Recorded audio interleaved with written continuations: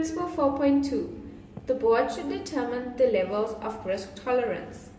The risk levels are ensured to be of an acceptable level as well as within the group's risk appetite.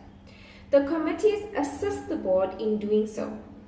MTN refined risk factors that were identified as issues in both the external and internal operating environment.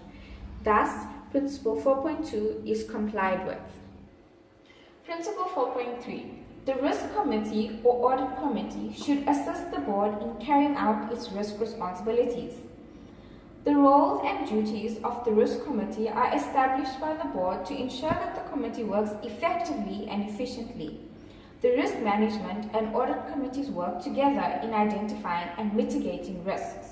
Thus, Principle 4.3 is complied with. Principle 4.4. The board should delegate to management the responsibility to design, implement, and monitor the risk management plan. The board also tasks management with identifying the laws and regulatory obligations applicable to the company, implementing a comprehensive compliance policy, and regularly monitoring compliance risk through the established risk management process. This indicates risk management policies and plans are executed with the board's approval. Thus, Principle 4.4 is complied with. Principle 4.5. The board should ensure the risk assessments are performed on a continual basis. This is an annual assessment of risk as indicated on Gobodo 2015, page 60. MTN uses a generally recognized methodology as indicated in the integrated report. Thus, Principle 4.5 is complied with. Principle 4.6. The board should ensure the frameworks and methodologies are implemented to increase a probability of anticipating unpredictable risks. There is an indication that frameworks and methodologies are applied.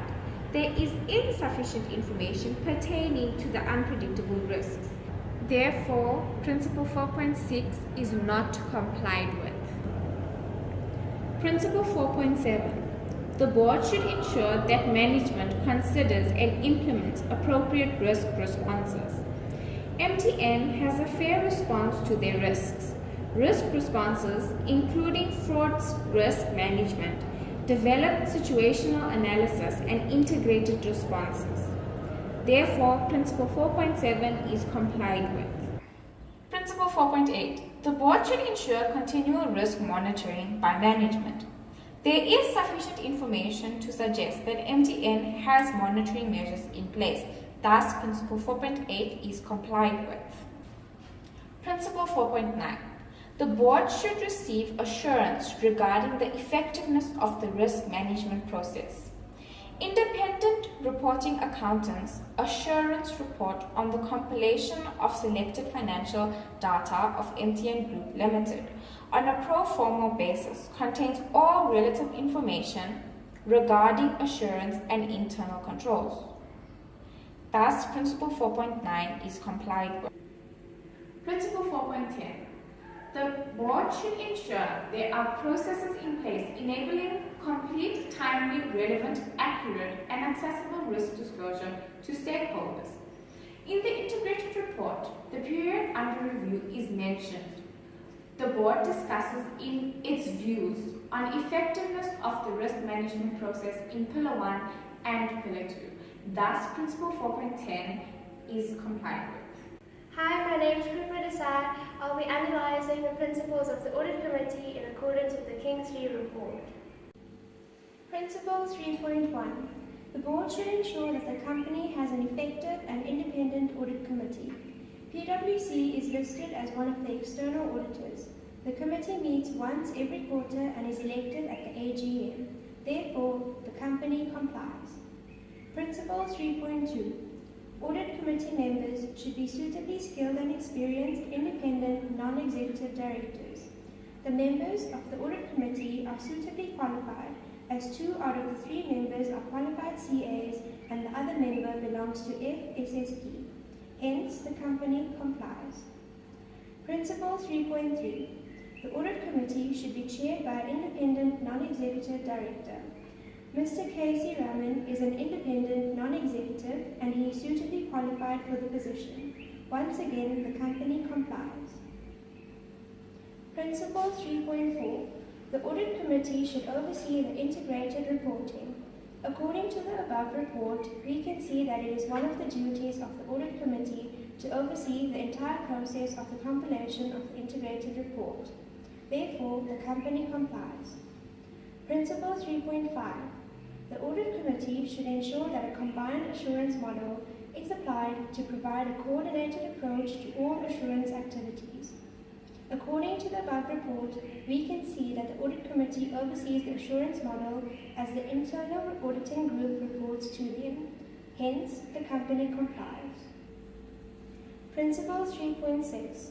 The Audit Committee should satisfy itself of the expertise, experience, and resources of the finance function. The group has a Chief Financial Officer and is satisfied with his current skills and expertise. Therefore, the company complies. Principle 3.7.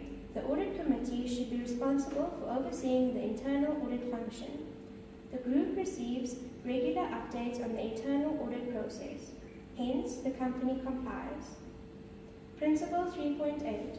The Audit Committee should be an integral component of the risk management process. There is an indication that the Audit and Risk Management Committees work together to identify and mitigate possible risks faced by the company. Hence, the company complies once again. Principle 3.9. The Audit Committee is responsible for recommending the appointment of the external auditor and overseeing the external audit process. One of the external auditors of the group include PwC. The group is satisfied with the auditor's performance and recommends external auditors at the AGM. Therefore, the company complies. Principle 3.10. The Audit Committee should report to the Board and shareholders on how it has discharged its duties. The Board states that it has reviewed the Audit Committee's report. Therefore, the Audit Committee reports directly to the Board. The company therefore complies. The next speaker will be discussing stakeholder relationships. Greetings to the House at Large. My name is Khalalita Manyene and I'll be taking you through the stakeholder relationship analysis. The King Code sets out 6 principles for companies to apply in order to have a meaningful relation with their stakeholders. Principle 8.1. The board should appreciate that stakeholders' perceptions affect the company's reputation. The MTN Group acknowledges the importance of all their stakeholders. Thus, they have identified 10 stakeholding groups being governments, regulators, customers, communities, civil society, media, industry, investors, and employees, which they assess individually in order to recognize their expectations. Thus, Principle 8.1 complies. Principle 8.2. The board should delegate to management to proactively deal with stakeholder relationships. Corporate affairs managers from each operating company in the group are responsible for monitoring the stakeholder engagements in place. Although most of the operating companies have implemented the quarterly reports, the board needs to ensure that all the companies manage their stakeholder engagements effectively by allowing the companies that do not have quarterly reports to submit an assurance report that informs the board about their engagements. Thus, Principle 8.2 partially complies. Principle 8.3. The board should strive to achieve an appropriate balance between various stakeholder groupings in the best interest of the company. Each operating company's quarterly reports are reviewed by the Social and Ethics Committee, and any matters for noting are passed at board level.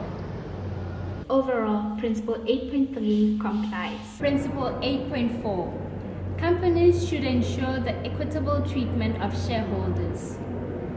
In the MTN Group's integrated report and their stakeholder engagement report, They do not specify the treatment of shareholders with regards to their classifications. Due to insufficient information, we cannot conclude that Principle 8.4 Principle 8.5, transparent and effective communication with stakeholders is essential for building and maintaining the trust and confidence. The group has a number of stakeholder grouping activities to ensure accurate information is available to the stakeholders in a timely manner. For example, in the 2015 financial year, the group had engagement activities weekly and at times daily with the media to ensure a total of 452 activities. Thus, Principle 8.5 complies. Principle 8.6. The board should ensure disputes are resolved effectively, efficiently, and expeditiously as possible. Each stakeholder grouping's role in the group is different, and thus these groups are dealt with accordingly. Therefore, Principle 8.6 complies. In conclusion, MTN Group Limited is a successful network. Due to the fact it is such a large network, it required a lot of research and knowledge of its controls, systems, and procedures. The research was conducted using internet sources as well as recent reports issued by MTN. The writers focused on four main topics of the corporate governance structure, which is ethical leadership, risk management, audit committees, and stakeholder relationships. The corporate governance structure of the group was evaluated in accordance with King 3 corporate governance to assess its compliance or non-compliance. A strict criterion was applied to the analysis, which evaluated the internal controls, procedures, and measures in place. This assisted the writers to determine whether the group complied or not, and wherever non-compliance to the principle was identified, appropriate recommendations and improvements were included in the analysis to ensure compliance. The writers were able to conclude that the group, in their professional opinion, based on facts and research obtained, did not comply with a few principles of King 3 corporate governance. However, they complied with majority of the principles, so they have partially complied with King 3 corporate governance. Should they want to ensure full compliance in the future, they should implement the necessary improvements that were recommended by the writers.